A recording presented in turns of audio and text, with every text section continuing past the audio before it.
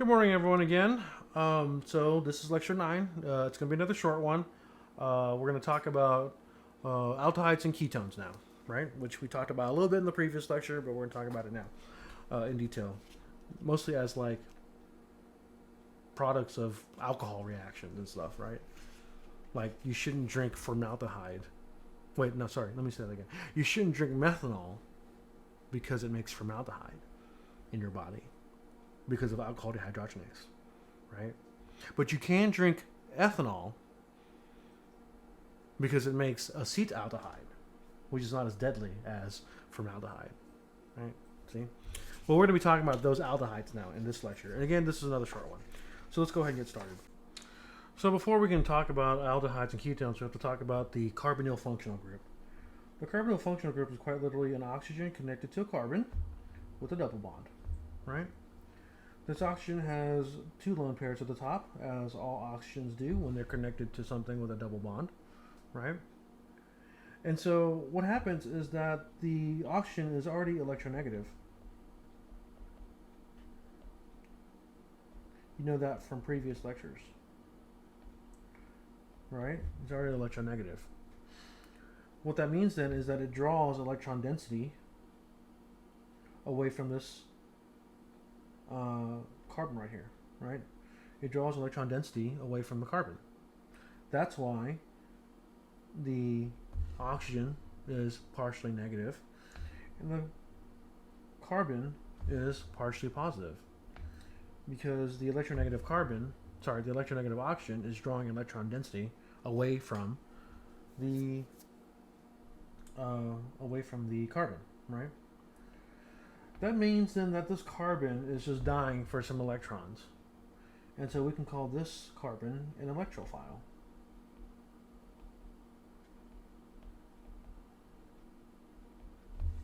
Right? And what can happen is that another molecule, like a nucleophile,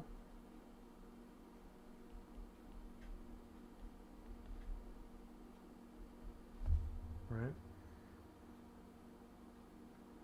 can attack that carbon. So that carbonyl makes up the bulk of what is considered an aldehyde or a ketone, right? So here's your carbonyl group at the top with a partially negative oxygen, partially positive carbon, right? And the carbonyl group can become an aldehyde, which is this guy right here, this functional group. An aldehyde is always a carbonyl group with a hydrogen, right? And then this part here can always like be an R, like the rest of the molecule. In this case, the R is a methyl group, and when the R is a methyl group, it's called aldehyde, right? On the other hand, though, if the carbonyl group has R's on both sides, and in this case those two R's are methyl groups right here, one methyl group here, one methyl group here, it's called a ketone, right? It's called a ketone. So you just have to remember that if there's an H there, right, if there's an H there, a hydrogen there, it's an aldehyde when it's connected to a carbonyl. But when there's something other than an H attached on both sides of the carbonyl, then it's a ketone, right? We usually write aldehydes as CHO, right? And then we usually write, for shorthand, we usually write ketones as CO. So here's aldehyde drawn as a line angle formula, right? And here's a ketone drawn as a line angle formula, all right? So let's name some aldehydes now. It's pretty easy to name an aldehyde with ALUPAC standards. You just change the E at the end to Al. So for example, here we have methanal for 1 carbon, ethanal for 2 carbons, propanal for 3, and butanal for 4 carbons, right? It's a little bit different with the common names here for the aldehydes. When you have 1 carbon, It's a form, so that's formaldehyde. Remember formaldehyde? That's a thing that we put dead specimens in so they don't grow bacteria and nastiness over time. That nasty liquid. Also, the thing that methanol gets turned into when you drink it, right? With the dehydrogenases, and then you die or you get blind or whatever. So remember that. If there's two carbons, it's acete, like acetaldehyde, right? Acetaldehyde is that is again the molecule that ethanol gets turned into by the dehydrogenases in your liver, and so that's why you can drink it. It's not as deadly, right? Three carbons is propion, so propion aldehyde, right? Propion aldehyde, and then four carbons is butyr, or butyraldehyde for ethanol. I mean butanol, right? I am perfectly fine with you staying with the IUPAC names because they're a lot easier to remember, right? So let's name some ketones, right? Let's name some ketones. Or, actually, I'm sorry. There's an example here. Let's try to name this guy right here. So this is the same naming convention as all the other organic compounds we did before, right? We always start with the oxygen or the alcohol or whatever, where that is as number one or the closest to it. So that's carbon 1, carbon 2, carbon 3, carbon 4, carbon 5. Sorry, that looks like a 6. That should be a 4. There we go. So we have a aldehyde here at carbon 1, right? And we have a methyl group here at carbon 2. So how do we name this? Quite simply, it's 2-methyl,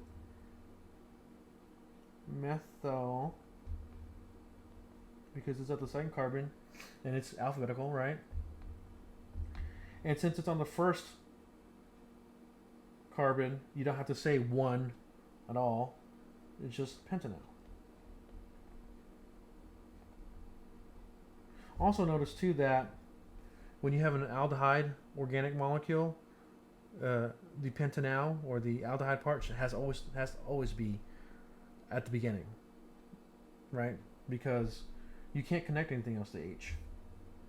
So it's always going to be at the very beginning. So it's understood that the aldehyde is at the first carbon. All right, so sorry about that. Let's go ahead and do some naming for ketones. Okay. Again, pretty simple for IUPAC system, which is E turns into one. I mean, it says one, but really it's pronounced own, right? And so here we have propanone for 3 carbons, butone for 4 carbons, 3-pentanone. Why is it called 3-pentanone here? Because the ketone is at the 3rd carbon now, right? And then 3-methyl cyclohexanone, right? 3-methyl cyclohexanone, okay? Which is 1, 2, 3. There's the methyl group right here. That's why it's 3-methyl. And then cyclohexanone, because the ketone is at carbon 1. And when you don't say anything, it's assumed to be at the first carbon, right? We can also do the common names. So here we have dimethyl ketone, also known as acetone. That's what we use to clean our fingernails of nail polish, right? Dimethyl, because there are 2 methyls, and then there's a ketone in the middle, so that's why it's dimethyl ketone. This is pretty simple. Ethyl methyl ketone, ethyl there, methyl there, ketone in the middle. And then this one is diethyl ketone, 2 ethyl groups on either side of the ketone, right? So naming ketones is pretty simple. So what is the solubility or the properties of aldehydes and ketones in water? I did it again. There's an example at the bottom. So let's go ahead and try to name this guy real quick. Okay, let's go ahead and try to name this guy real quick. Again, we start with the first carbon. 1, 2, 3, 4, 5. right? That doesn't look like a 5, right? We have a ketone at the second carbon. We have a methyl at the fourth carbon. So alphabetically, 4-methyl, 2, because that's where the ketone is. It's not at 1. Pentanone. Right? Pentanone. Now we can talk about the properties of aldehydes and ketones in water. So remember, to do hydrogen bonding, all you have to do is have a hydrogen and an electronegative atom, right? And both ketones and aldehydes have very electronegative oxygens, right? Makes them very electronegative and makes them very susceptible for hydrogen bonding, where the partially positive hydrogen is attracted to the partially negative oxygen from the ketone or the aldehyde, right? See them up here. Right? Since there is that interaction and that there are those hydrogen bonds present, right? Aldehydes and ketones are soluble in water, but it's just like it is with the alcohols, right? Where the more carbons you have, like we get to right here, the more difficult it is for the ketone or aldehyde to dissolve in water. They become slightly soluble. So all the way up into butanone or butanal, fully soluble in water, right? They're soluble in water. But once you get to pentanal or 2-pentanone, that's when they become slightly soluble. Hexanal and hexanone, 2-hexanone, right? They're completely insoluble in water. So the same kind of pattern as the alcohols, right? The more carbons, the less likely it's going to be soluble in water, right? Less likely. Because the more carbons you have, the more organic it becomes, right? And likes like. And so there's not enough of the hydrogen bonding to overcome the organic nature of the carbon molecules or the carbon atoms, right? The nonpolar nature of the carbon atoms. So what are some important ketones and aldehydes, eh? Well, we already talked about one. That's propanone, which is acetone, right? And then talked about the other one, formaldehyde. Here's I think that's is that a cuttlefish? I think, or is that an octopus? It seems too small to be an octopus. Pretty sure it's a cuttlefish. Anyway, so formaldehyde there, preserving your dead specimens. Creepy, very creepy. Okay. And then here's some other very common aldehydes and ketones. Right, we have benzaldehyde here, which is actually almond flavored in smell, almond smell. Vanillin, we already saw before, that's the vanilla, right? And cinnamaldehyde is actually cinnamon. I don't know how to spell cinnamon, so I kind of just did a little squiggly there, hoping you would know that said cinnamon. So yeah, that's cinnamon. Some pretty important aldehydes and ketones there. All right, so let's talk about some reactions of a couple of reactions of aldehydes and ketones. This first one involves a thing called Tollens reagent, right? In Tollens reagent, and also known as the Tollens test, Tollens reagent only oxidizes aldehydes and not ketones, right? So that's how you can tell the difference between an aldehyde and a ketone. You can also use spectroscopy too, but we'll talk about that later. But if you just want to do a quick test to see if one is a ketone or one's an aldehyde, you can do the Tollens test. It contains silver ions, right? It reacts and oxidizes only aldehydes, not ketones. And in this reaction, ethanol reacts with the Tollens reagent that has the 2 silvers in it, right? The 2 silver ions in it. Oxidation occurs. Those electrons go over to the silver, making it a silver mirror, as you can see in the picture right here. And then you get ethanoic acid, also known as acetic acid, which is vinegar, right?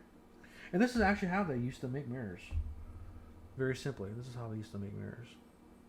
Pretty cool. Another ketone test, aldehyde ketone test, right, is the Benedict's test.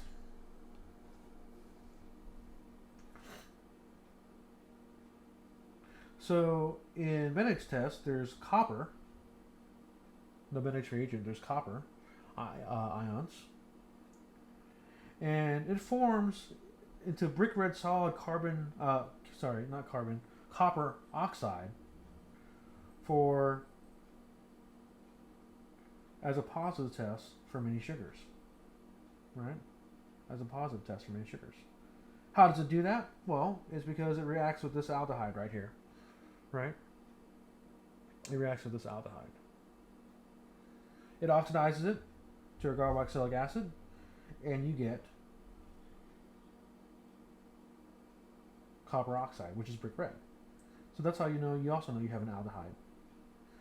The copper turns brick red when there's an aldehyde present. Pretty simple reactions, pretty simple tests.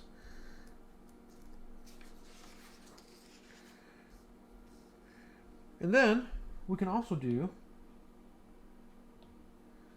reductions of aldehydes and ketones, right? We were oxidizing before with Benedict's and Tollens, but now we're going to reduce. Okay. So, for example, here, in the presence of a platinum catalyst and some hydrogen gas, propanal or propionaldehyde, right, can actually get reduced into a primary alcohol, right, or propyl alcohol, or 1-propanol right here. So what happened is that this double bonded carbonyl carbon oxygen right there, aldehyde, lost its double bond and became a hydroxyl. So that's a reduction, right? Because you gained electrons and you got a hydrogen. So that's a reduction.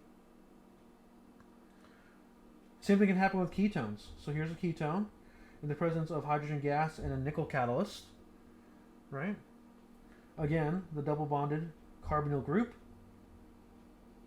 becomes a hydroxyl group, making a 2-propanol, or a secondary alcohol, or more commonly known as isopropyl alcohol, which is rubbing alcohol, right? The stuff you use to clean your wounds with, and you when you get the COVID vaccination, they wipe it with your arm with some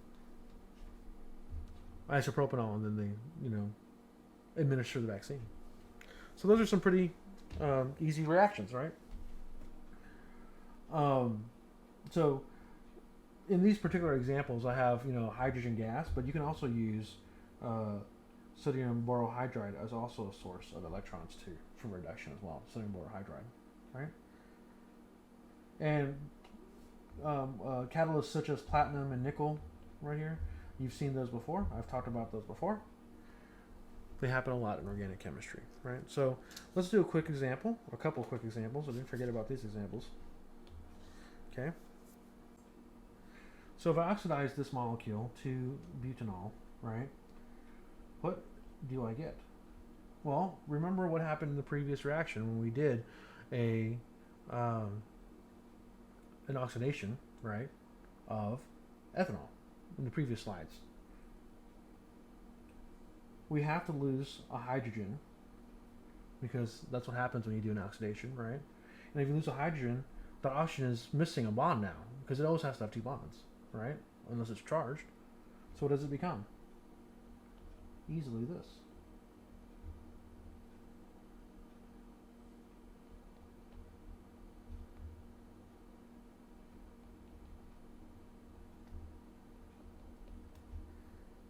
So we just made a ketone out of 2-butanol, right? And this is methyl ethyl ketone, right?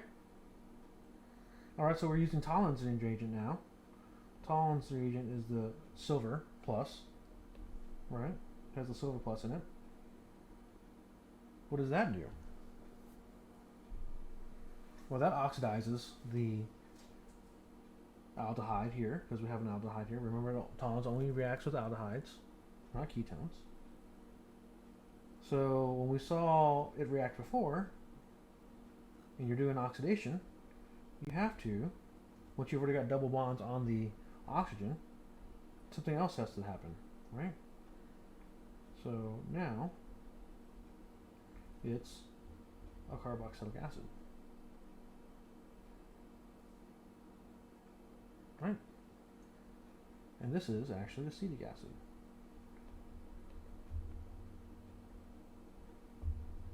Or vinegar. And that actually ends this lecture. I told you these ones were short. So just a quick review again. Due today, by the end of the day, is Blackboard assignment 7 and quiz 5 and 6. Those were assigned last week. And the new by the end of the day next time, it will be assignments 8 and 9 and quiz 7. All right.